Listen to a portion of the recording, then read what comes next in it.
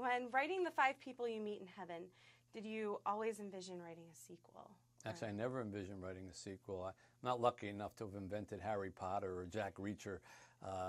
Most of my books are one-offs, but with The 5 People You Meet in Heaven, which was about this old man named Eddie who dies saving a little girl named Annie from an accident. He goes to heaven, meets 5 people who explain his life to him.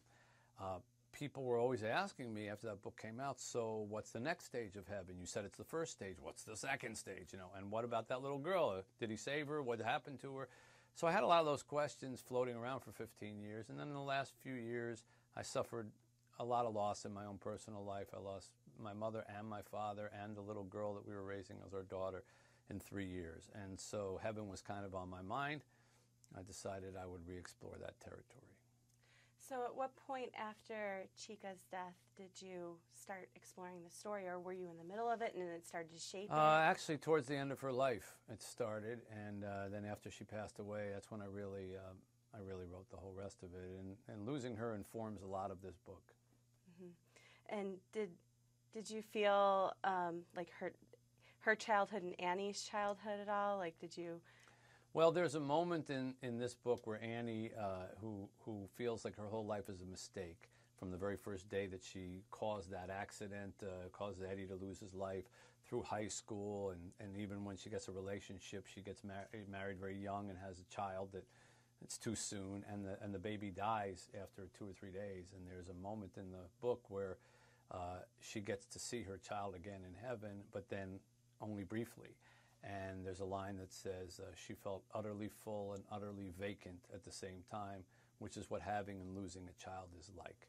And that line was directly ripped from my own feelings and experiences, because that is what having and losing a child feels like. I'm so sorry about that experience. How did you come up with this concept of heaven? And is it always what you thought it would be, or as writing did it develop? First of all, my concept of heaven in The 5 People You Meet in Heaven and in The Next Person You Meet in Heaven is a fable. It's a wish. It is not first-person reporting, so please, I don't want anybody to think I've been there. But my uncle, Eddie, upon whom the character Eddie, who's in both books, was based, he did die briefly on an operating table, and he told me that he rose up above his body and he looked down and he saw the doctors, and then he saw all of his dead relatives waiting for him at the edge of the bed. And so, even though he lived through that experience, I always thought, well, that must be what happens, because you're going to trust your uncle, right? And so I said, well, there must be people waiting for you, but what if they're not just your relatives? What if they're people who you interacted with maybe for 2 minutes on earth, but you changed their life and they changed yours? And wouldn't that be an interesting way for heaven to begin? You have your life explained to you. So it's more of a wish and a hope than it is a dogma, but that's where it came from. Okay. And it's interesting how the disasters that happen to the main characters in your books, they're like these freak accidents. Why did you choose to go that way instead of like a car accident or something like that? Well, in both cases, Eddie dies trying to save a little girl from the accident, trying to save Annie from an amusement park accident. The amusement park plays a big part in his life. In Annie's case, she dies when she goes for a balloon ride with her new husband on their honeymoon, and something goes really terribly wrong. And I chose that because that was a moment of ultimate happiness for her. She's finally married, and then boom, something goes wrong. And that's the way she felt her whole life was. There's always a mistake. So I wasn't trying to create some kind of melodrama with these crazy kinds of deaths, but more to say where they happened and how they happened were part of the way the characters felt about their own lives. What kind of, did you research hot air balloons at all when Yes. crafting that? It's funny you ask that, because with the amusement park accident, I went to amusement parks, talked to mechanics. They told me that there's a way that a tower drop could get messed up if something got stuck in a cable and then the cable snapped and the thing would drop. And then when I wrote the book, they were all like, no, it doesn't happen. It doesn't, I mean, it could happen, but we won't want people to think that it always happens. The same thing happened with the balloons. I researched the balloons. I said, well, what would cause a balloon to have an accident? I said, well, if you hit a power line and you push a power line into another one, the balloon will catch on fire. And once that happens with all the propane, you're in trouble. And then they said to me, but please, don't make it seem like it happens all the time, because we have to make a living with balloons. And so I want everyone to know that this doesn't happen all the time. It rarely, if ever, happens, but it could happen. I also thought another interesting part of your research was at the hospital with limb reattachment. Yes. Could you talk a little about what you found there? So Annie, although she survives the accident that Eddie saves her life with, she is wounded by it. The piece of metal comes off and cuts her hand and severs it off, and the doctors have to reattach it. Now, they do successfully reattach it, and I did a lot of research on that, but it's never quite the same. She's got scars there. Her fingers don't work exactly right. They get cold. Her nerve endings are different. And it serves as a reminder to her, even though she can't remember the accident, she remembers something happened that day that left her with this scar. And, of course, it's a literary thing as well. She's got a scar from this moment in her life. So, yeah, I had to do a lot of research as to how that actually happens. And we have now reached the point where you can successfully reattach limbs pretty easily. But it wasn't always the case. 50 years ago, it was still breakthrough science. And there were just some lines in this book that just stuck with me, and I marked them as I was going. And I don't want to give away all the gems to the readers, but the one that really stuck with me is, you lose something every day you live, Annie. Sometimes it's as tiny as the breath you expelled. Sometimes it's so big you think you won't survive it. Where do you come up with these lines? And when you write it, do you think, oh, that's one. I've got one there. How do you? No, I'm not trying to write little gem lines. I know that people take lines from my books and remember them, but it's philosophy that I've had to learn.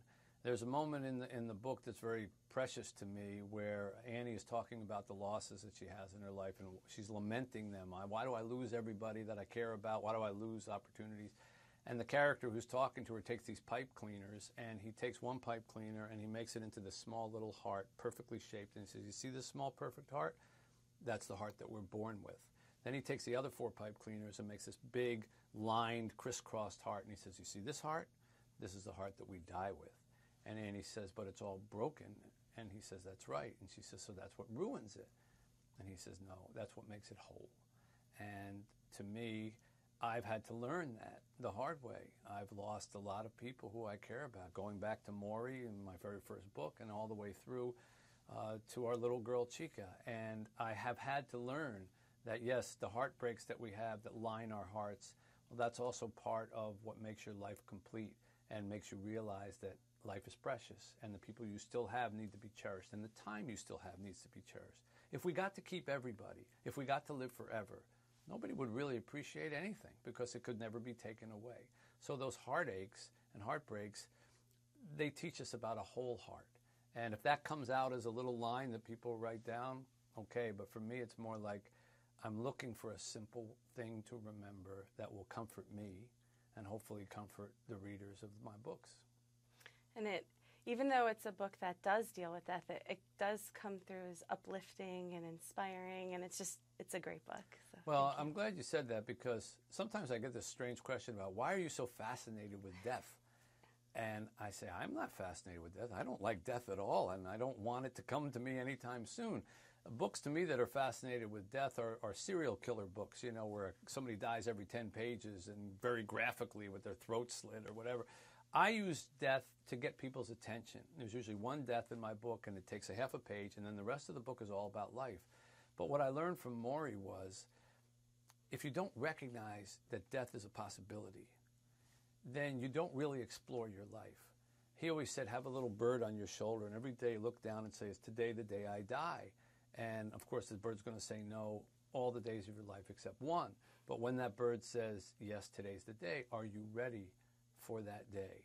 And unless you have been thinking about it and asking that bird, you probably haven't done the things in your life that you really need to have a complete life and die at least with a sense of satisfaction. So I use death to sort of, got your attention now. Now that we realize that we're all not going to live forever, let's talk about what's important in life through our characters here in the story. So I am not fascinated with death, I promise you. I don't even like those kinds of movies or books, but I am interested in life.